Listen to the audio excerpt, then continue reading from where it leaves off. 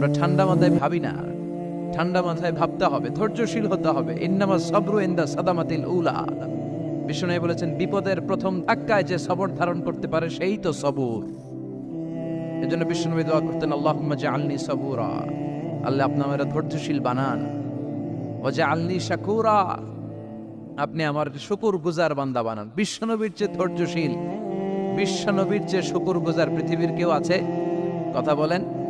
এমন তাবৎ কোনো অত্যাচার নাই যে অত্যাচার বিশ্বনবীর উপর করা হয় নাই। বিশ্বনবী মক্কার জামিনে যখন দাওয়াত দিতে লাগলেন, ওনারে পাগল বলা হতো, বলা হতো তুমি পাগল, বলা হতো মুহাম্মদ একটা কবি, বলা হতো মুহাম্মদ হচ্ছে গণক। বিশ্বনবী যখন রুকু দিতেন, সিজদায় চলে যেতেন, উটের পচা নারী ভুরি এনে বিশ্বনবীর কাঁধে ফেলে রাখা হতো।